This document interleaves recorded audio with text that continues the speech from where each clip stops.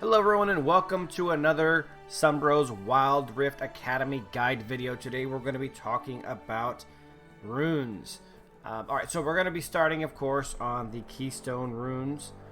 And let's start at the top. First one is Electrocute. It's a burst damage rune hitting a champion with 3 separate attacks or abilities in 3 seconds. Deals bonus adaptive damage. Damage goes from 30 to 184. Plus 40% of your AD and 25% of your AP. Scaling. And the cooldown on that is 25 seconds. And for those of you wondering what the adaptive damage is it basically selects the damage type that your hero does. Next. So this is a pretty good one. Sorry. This is Electrocute's a pretty good one for heroes that obviously deal damage quickly, like assassins and stuff like that. But it's my favorite on Diana, for example. It's a good one on a lot of different kinds of heroes, so definitely one worth getting. Next we have Aerie. Aerie is your attacks and abilities send Aerie to a target, damaging enemies or shielding allies. Damage is 10 to 60 with 20% AD scaling, 10% AP scaling, and the shield is 20 to 120 plus 40% AD scaling and 20% AP scaling. Aerie cannot be sent out again until she returns to you. So it's kind of a poke, protect thing situation. That's a good one for some supports. Next, we're moving on to Conquer. Gain stacks of adaptive force when hitting a champion with separate attacks or abilities. Stacks up to 5 times. When fully stacked, deal bonus adaptive damage to champions. So per stack, it's 2 to 6 bonus AD or 3 to 9 AP for 6 seconds. When fully stacked, it gives melee heroes 10% extra damage and 7% bonus adaptive damage to champions. And so one of the important factors of this one that I want to talk about is that it clearly states out here when hitting a champion with separate attacks or abilities. So if you have an ability, for example, Wukong's ultimate, which spins in circles and it hits over and over and over again, that is not a separate attack, that is one attack, or one ability rather. So I don't believe it's going to stack quickly like that. Some items, for example, Black Cleaver, would stack multiple times on the same target like that, but I don't believe Conquer does based on the way it's written out in the description. Next, we're moving on to Fleet Footwork. This is a mobility / healing keystone. Moving, attacking, and casting builds energy stacks. At 100 stacks, your next attack heals you and grants increased movement speed. The heal is 15 to 85, plus 30% AD scaling and plus 30% AP scaling. And the movement speed bonus is 20% for 1 second. On ranged champions, heals for 30% when attacking minions. So, if you do not know, then it's important to note that the keystone, the gap there, the 15 to 85, and all of the gaps in all of these keystone runes are based on level. So, that's a really interesting one. I would say most interesting for some highly mobile champions and some champions who do a lot of or use a lot of mobility in order to get their basic abilities off, or the play style that you are wanting to play that hero. And if mobility and some small healing is something that interests you, then this is a keystone that you might want to look at. Next, we're moving on to Grasp of the Undying. This is a tank heal keystone. Every 4 seconds in combat, your next attack on a champion will be enhanced based on your max health. Heal 2% of your max health, permanently increase your health by 5, bonus damage 4% of your max health, magic damage on so the bonus damage is 4% of your max health and it is magic damage, and on ranged champions the effects are reduced by 40%. So every 4 seconds in combat, your next attack on a champion will be enhanced based on your maxed health. So you're going to heal 2% of your max health, and you're going to do bonus damage equal to 4% of your max health. So on heroes that do a lot of have a lot of health, obviously this is a pretty good one, like Mundo and other champions that have a lot of scaling with health. Pretty solid keystone there. Next, we're going to be looking at Aftershock. That is a control offense keystone rune. After immobilizing an enemy champion, gain defenses and later deal a burst of magic damage around you. So the defense is 35 armor plus 60% of your bonus armor. So that obviously is the armor that you've built via items, not including your base armor, okay? So if you have 200 armor and you're like, oh cool, I'm going to get 60% of that, you're not. You're only going to get 60% of the armor that is added to you via items. And the second part is 35 magic resistance plus 60% of your bonus magic resistance, and that goes the same way for 2.5 seconds. So it's definitely going to add some tankiness to you, some worthwhile tankiness. And then the damage of that aftershock is going to be the burst of magic damage, 12 to 110 based on level, plus 3% of your max health in magic damage. And there's a 20-second cooldown on that. So the immobilizing part that is really important to look at there, that is not a slow.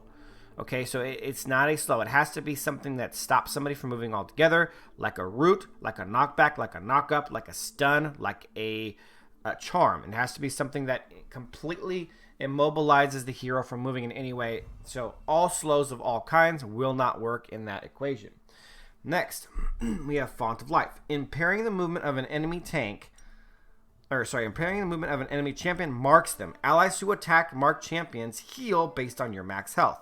Heal equal to 3% of your max health so they're going to get 3% of your max health in 2 seconds. The mark duration is 4 seconds. So again, if you are working in a 5-man, you're playing somebody like Dr. Mundo, or you're playing a high health support tank like Braum or Leona, and you build them high health, this could be a really useful tool for your team.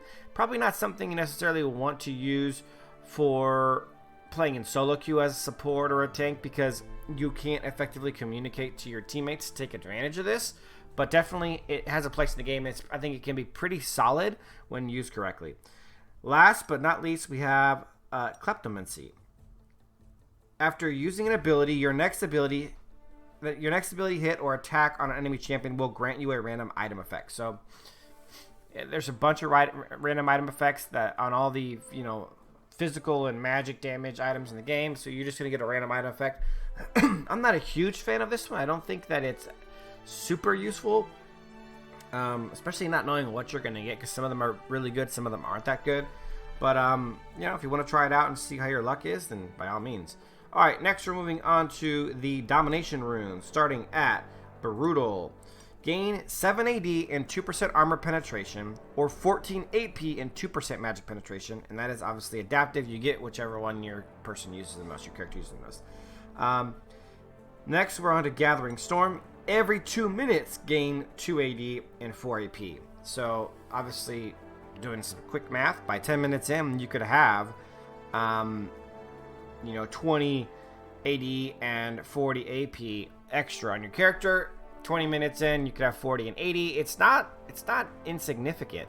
It could actually add up to, it's very little early game, but it could add up to something decent. I mean, 20 minutes in the game, 80 AP, you're talking about an entire item's worth of AP, basically. So, not too bad. Then we're on to Hunter Vampirism. That is 2% physical vamp or 2% magic vamp, and every unique champion takedown grants 2 AD and 1% magic vamp, or 4 AP and 1% magic vamp, physical vamp on the inside. So, interesting. There's obviously only 5 other characters on the enemy team, so the most you're going to get from this is going to be 10 AD and 7% physical vamp, or you can get 20 AP and 7% magic vamp. So interesting domination rune there. Next, we're moving on to Triumph. Champion takedowns restore 10% missing health and deal 3% more damage to enemies below 35%. So this is kind of one of those that, ironically, if you combine this with a couple of those items that deal extra damage to people below 35% health, I believe it's 10% extra damage to people below 35% health, then you could be doing 13% more damage. And then, if you're in a big team fight and you're taking champions down, I believe you have to get the kill. You cannot just get an assist. Then you're talking about, getting 10% of your missing health back instantly and continuing to do damage and continue to do extra damage when they're below 35%. Definitely a use for that, especially for assassin type heroes. Next, we're moving on to Weakness. Impairing the movement of an enemy champion makes them take 5% more damage in the following 5 seconds. Now, I'm not 100% certain on this one, but we just talked about the one that said immobilizing, which was can't move at all, right? It's a crowd control effect that makes them unable to move. This one says impairing the movement, so I'd imagine this one would include slows and any kind of ability that impairs movement at all. So pretty much any form of crowd control, they're going to take 5% more damage. Now, keep in mind, it clearly says it'll make them take 5% more damage in the following 5 seconds. It doesn't say you'll do 5% more damage in the following 5 seconds. So this is a really good rune for tanks, I believe, because any tank with crowd control who impairs the movement of an enemy and their entire team is going to do 5% more damage to that enemy.